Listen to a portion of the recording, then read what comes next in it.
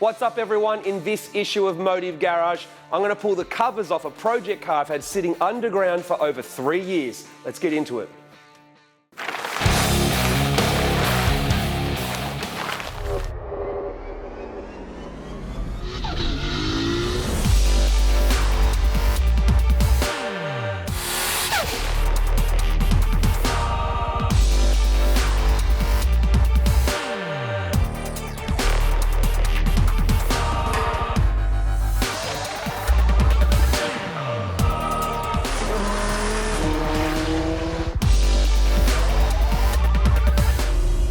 So first up, you can see we've bought another GTR. Why? Well, there's a few reasons actually, but one of the main ones that's going to work for our channel and for you guys is the black car is getting more and more powerful and probably becoming more focused on being a street drag GTR.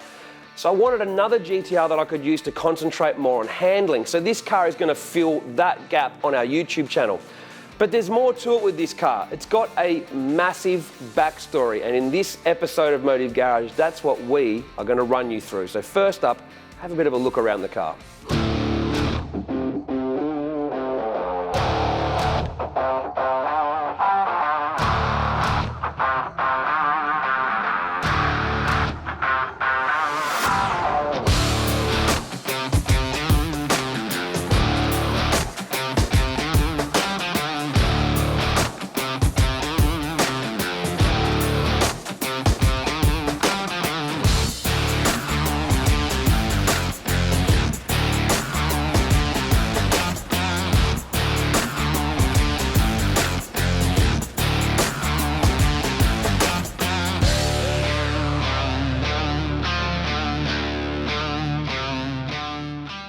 Now, some of you guys might remember this car because it's been in the Australian car scene for a very long time. In fact, it came to Australia at the start of 2002. It was brought in by the guys from Auto Style, but it was complianced by Herman when he had Envy Dyno, which I think's pretty interesting. As you know, Herman now has Platinum Racing products. So the car's been around for a long time in various different stages of modification.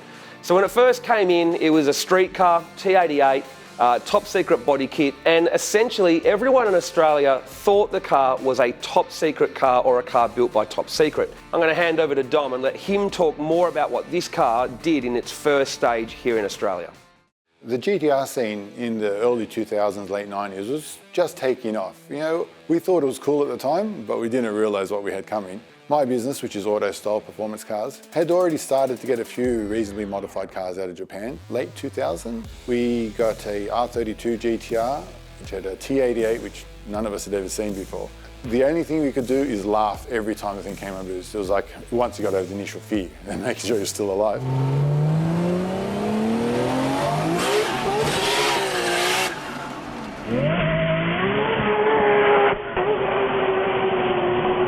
And that was the start, in my opinion, of what was the big bang of GTRs. At the time, to be honest, in Australia, the GTR scene wasn't that big. So the benefits of getting these highly modified cars out of Japan was they had some amazing componentry on them that we didn't have yet. We had shops like Croydon Racing Developments got to use their expertise to really excel with the equipment that was on the car. All the stuff getting built in Australia was nowhere near the same league. It was a lot easier and a lot more effective refining that setup than trying to build it from scratch without even having access to the same level of componentry. We couldn't help ourselves, we wanted more. So we ended up getting a maroon GTR, which ended up getting called Daredevil, also a very impressive car in the day. And I had another friend of mine set him up in a black R33 GTR, which had number plates Flyby at the time.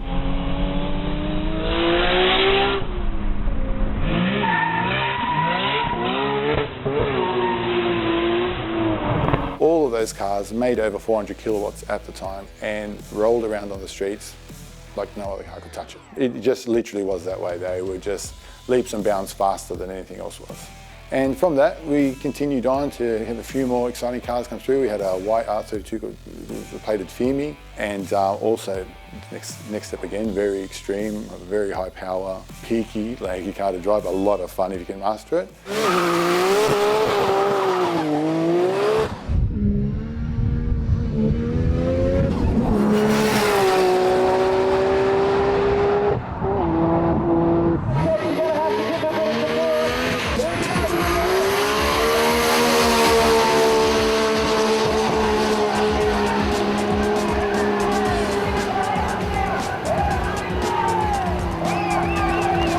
Sunday went and scared everybody with 467, and you go 455 with a RB26. Yeah, that's right, yep.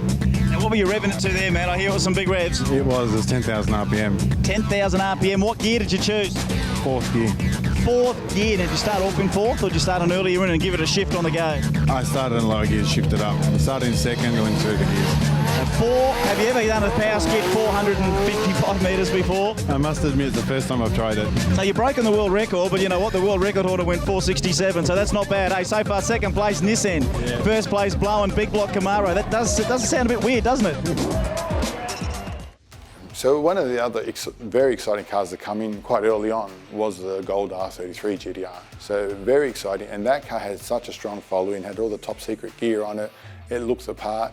I remember it really stopped people in their tracks. I remember driving that car down George Street and people literally walking into telegraph poles because they had never seen anything like it. I'm not even making that up, it genuinely was like that.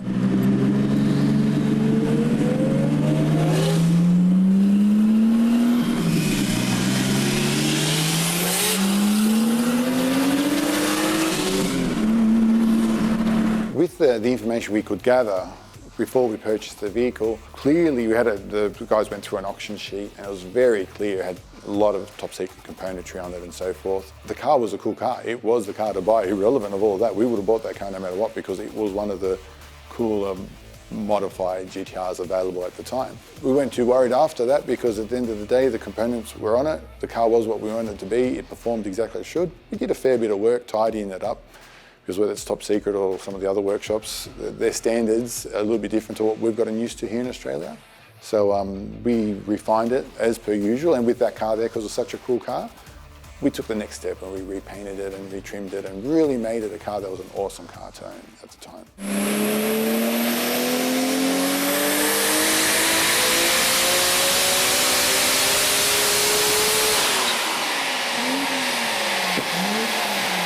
With some of the stuff that we found we wanted to tidy up, we're quite common with Japanese modifications those days. It had like a bolt-in roll cage. Even the door jambs weren't painted the same colour. From what I understood back then, I remember Top Secret only painted their own cars in gold, their own demo cars. We didn't believe that was actually one of the demo cars, never claimed it was. At that time, anything from Japan was exciting. Like just having a top secret component meant something. Like we clearly did say we thought it was a top secret customer car. It wasn't a demo car, but that's still better than anything that was available at the time. That still was special, and it was because whatever components were on it were special. And despite it being one of the most expensive GTRs we'd bought at the time, it actually turned out to be even more expensive by the time we cleaned it up. So I think it didn't take long to find a new home, and it sold for reasonable money in those days, but it was a very small profit. We loved the car, and it stayed. We had a very fond spot for that car. And as it continued on, when it was time that he wanted to sell it, he gave me a call and got the car down to our showroom, and we went to sell it for him again. During that time we had it, we had been approached by Max Power magazine in the UK. They were doing some sort of competition with modified cars around the world. It didn't take long to sell the car, so the new owner had taken delivery of the car by the time we heard back from Max Power magazine that we'd actually won the competition, and they wanted to ship the car to the UK and fly us over for the whole event. And it actually did quite well. It came second to an American car, which was, funnily enough, there was the top secret R34 was in the same event and actually got less votes than this did. So we did pretty well with what we did. And it came back and continued on as being the cool car that it was. In that time frame, there was a couple of auto salon events. I think we actually brought it to auto salon and entered the dyno comp. The second owner in Australia also entered a dyno comp up in Queensland, an auto salon one. So it did well. The car was always fun to see it around and making everyone happy.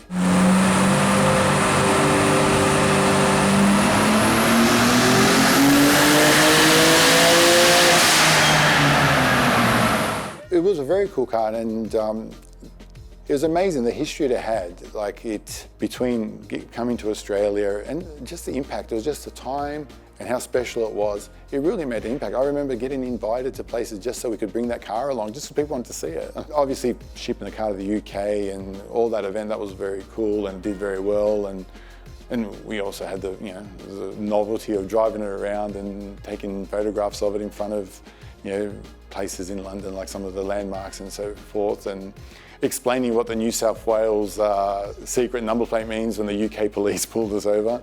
I heard that that second owner in Australia wanted to sell it and was shipping it back to Sydney, because it was interstate, was shipping it back to Sydney for us to sell it. And for some reason, we no longer made it to us. Someone else put their hand up for it or whatever, and I lost track of the car. And it was a shame, because every time we had the car, it did really well. It was a lot of fun, and it was a really cool car to follow. To hear that the car after that bounced around and nearly ended up in the scrap heap, it was actually a little bit disappointing. When Andrew approached me saying he was thinking of buying it, I thought that was awesome. I thought the car needed to go to someone that could appreciate how cool it was, not to get caught up in what we know today and what we see today, just how cool it was at the time when it came out. And it's just nice to think you get a chance to be a cool car again. So this car was one of my favourite cars in the Aussie car scene, well, it's obvious why, top secret, right? The original R33 GTR project car that Top Secret built has always been one of my favourite cars since I saw it do that tunnel run in Japan, 328 k's an hour in 1999. I've just always loved that car. So it's always been one of my sort of like the poster child of GTRs for me. So I always really liked this car as well. Now it kind of just disappeared out of the scene for a little while, but it re-emerged at World Time Attack 2012 as a course car for the event. I'm not sure what led to that happening, but it essentially it popped up. I think the guys from JLM, Japlink Motors, they got the car at the same time as World Time Attack, and they had it there for promotional purposes. Didn't see it again until 2013 when it rocked up at World Time Attack, but it wasn't a street car anymore. It was now a race car. The interior had been gutted, full roll cage painted green, different engine in it now. I actually found out from my friend Matt Hanslow, who worked for JLM at the time, that he actually took it out for a drive and it grenaded the engine on the way to Macca's on a lunch break. So that may have been the catalyst for this car then being pulled down and turned into a race car. To be honest, it went from a pretty immaculate, tidy, neat street car to a pretty hacked up race car, to be honest. They managed to convince Max Arito to drive the car at World Time Attack 2013, and it was just plagued with problems. Had diff problems, blew a gearbox, which we've got footage of that we're overlaying right now. Arito got trapped in the car. It wasn't really a good thing, to be honest. It's a bit of a shame because it was such a nice street car, so to be kind of, chopped up and hacked up and turned into a race car was a bit, kind of sad, I guess. But that's what they wanted to do. They wanted to race it. It came back to World Time Attack in 2014, had even more problems, went even slower, and didn't do a whole lot, to be honest. I can't tell you why. JLM aren't in business anymore, and I can't really get any information about kind of what the car did during that phase. But what I can tell you is that when JLM closed down, this car got sold and kind of bounced around a couple of owners and didn't really do anything. It was in a pretty sad state of affairs, as you can see. It was meant to have a whole bunch of gear in it, but it bounced around and it ended up with Brad Kennicott from JDM Garage up on the Gold Coast.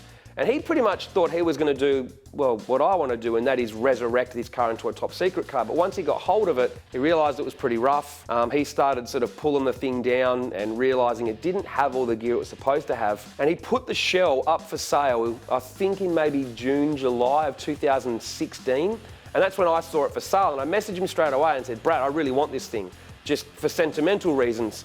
And I hadn't really done a lot of research at that point. I just essentially knew this was the top secret GTR. I basically said to him, look, I don't have enough money to buy it for what you're asking right now, but if the price ever gets real cheap, and when I say cheap, I'm talking like less than 10 grand, I'd like to buy the shell, but all I really want is, suspension in it so I can move.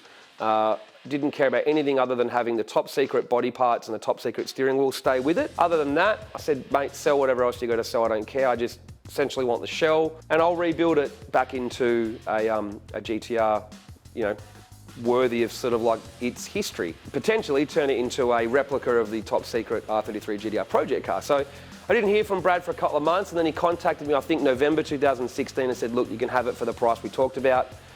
Thanks, Brad, because God, that was cheap. And then I said, deal done, got it. Couldn't really probably afford it at the time, but decided, no, I wanted to secure it ready for later. And this is where things even get kind of funny, to be honest. So in December 2016, Gup had a spot on his truck to bring it back to Sydney. A couple of people needed some parts bought back from Brad, including mechanical stig. So they were kind of all going to chip in for the freight to get it down. And at the time, my ex-wife, I went to try and tell her that, look, I've had the chance to secure this car. And yeah, she flipped out. Said, you're not buying another car, are you? And got pretty angry. But to be honest with you, we actually split up in January 2017. So we're kind of going through that split up as I was trying to tell her I'd bought this thing. So it probably wasn't a good time. So I actually had to ring the tow truck driver and say, don't bring it to my house, bro. You got to take it somewhere else. And he goes, where? I don't know, hang on. So I rang Mechanical Stig and said, dude, you know how I've got some parts coming down the back of this GTR? Yeah, bro. So can I drop it at your house and leave it there? For how long? Oh, I don't know. So it got dropped at Mechanical Stig's house in the end of December 2016. I still hadn't seen the car, mind you. It had all been sort of like just photos. And then it got there, and then he eventually, a couple of months later, said, I need you to move it because he's moving things around, which is, fair enough. Thanks for looking after for me. And then ended up with Robert Margin's place. Yeah, that's right, owner of Jun 2. And it stayed with him for a little while. And it wasn't until, I think, July 2017 when we moved into our headquarters here and we had a storage unit downstairs. I had somewhere to put it. So I finally went and picked the thing up and had a look at it, and it was pretty disappointing. It was, it's rough. Like the chassis is straight, the body's straight, but there's a lot of things have been butchered. But we'll get to that later. So I finally had the car here, and essentially it's been sitting under a car cover in my storage unit downstairs since July 2017, so nearly 3 years. In fact, the car cover's the dirtiest car cover I've ever seen. But things even got more interesting. There's more. There's just more to this story. It keeps going. So my plan with this car at that point was to build a tribute car to the top secret R33 project car that I loved since I was 18 years old. So my plan was I was going to go to Japan, Tokyo Auto Salon, meet up with Smokey Nagata and top secret guys, potentially even go back to their shop because I've been there before and interviewed him and all that sort of stuff. And basically say to him, look, here's the car I've got, is it a top secret car? Get his sort of like seal of approval or tick of approval to build this replica or tribute car. And then in theory, I'd build it, get Smokey Nagata to come to GTR Festival and drive the car and debut the car. It was a great idea. Was a great idea. So I went to Tokyo Auto Salon with Denzo, start of 2019, so a little over a year ago. Finally got the chance to go and speak with Smokey Nagata's translator and business development manager and basically explain the story to him. So I showed him the magazine of this car on the cover of HPI back in 2003, 2004. And the first part of the story was, can you confirm whether or not you had anything to do with this car? And basically, the translator came back and said, look, Smokey said, no, we didn't touch it. Not our car, no idea. I was like, but hang on, I'm just trying to get to the bottom of this story. But essentially he said, doesn't have all of our aero on it. We don't paint other cars gold. No, don't know what you're talking about. Oh, okay. I don't know whether it was just all too hard or whether or not he genuinely remembered would remember if he ever did it or not, or what the go was. But essentially he was going, you know what, don't want to know about it. But it got even weirder than that. I gave his translator the Max Power magazine with their 33 on the cover. And he took it over to Smokey to explain to him, look, that I wanted to get an autograph on that magazine and a photo of me and him holding that magazine and him giving a thumbs up and basically giving me sort of like a tick of approval that I'm going to build a tribute car. And then the theory was I would build that tribute car, he would fly over to Sydney and come to GTR Festival, drive the car, and that's how we debut it, and be great marketing, great sort of story to, resurrect my sort of childhood icon. But no, it just did not happen, anything like that. I don't know why it just went this bizarre, but his translator took it over to him and they kind of looked like they were, heated discussion. And he came back, the translator, looking very baffled and just said to me, I don't know how to say this, but Smokey doesn't want anything to do with that car. I'm like, what are you talking about? He goes, well, apparently the guy driving the car in the picture on the cover of Max Power, him and Smokey had some type of big falling out, maybe some money involved, and I don't want to say any more than that, it's not my place to say, but essentially Smokey just, no, wanted nothing to do with that car, that magazine, or talking about it or anything. And at that moment, I have to admit, my heart was actually kind of broken. I had this great idea, like a tribute car to Top Secret, my favourite tuning shop when I was, got into cars, and Smokey, you're kind of your idol. I'd interviewed Smokey 3 times before, 06, 09, and I think 11 with D-Sport Motul, and had met him a few times. I'd taken people there. I didn't even know how to say it, but just like they were an iconic shop to me. That was like my fanboy that was still left in me, just loved that place. So to just kind of be shut down like that was actually really upsetting. Big dream I had of building this car and, letting you guys follow the journey and, being true to like that style and then debuting it at, an event that's been, my baby that I've grown from nothing. That was just meant to be like this ultimate sort of story, but it was just kind of shut down. And I was devoed. Denzo like came over to me like half an hour later. I was just sitting on the floor, just moping. He's like, "What's wrong with you, bro?" And I'm like, "Just got shut down." I asked the translator, "What do I do now?" And he goes, "Well, I don't know, whatever you want." And that really rocked me and kind of meant that I didn't look at this car again until, well, now, really. So that was over a year ago. And then I just kind of been thinking about what to do with this car. Like, what do I do with it? And part of me was like really angry and thought, I'm just not even going to let it be anything like what it used to be. But then part of me is like, no, just, it's got a big backstory to it, stick to it. That car was your childhood hero car. That shouldn't change, right? But yeah, it was very upsetting. So the plan was kind of hatched after all that I kind of thought to myself, well, the black GTR is, going to go 3.2 and more power and sort of probably end up being more of a street drag GTR. But I've always really wanted a GTR that goes faster around the track. So I decided that this car would be essentially our handling and circuit development GTR, while the black car is our drag/street GTR. So the plan with this car now is I'm going to keep it gold on the outside. It's going to have gold T37s. It's going to look like a top secret car. Won't have all their graphics on it like I originally thought I was going to do, because it's our car now. It's going to have a new story. Its new story starts now. So I'll keep some of its heritage, but we're going to give it a whole new story from here. So it's going to be called Project No Secrets.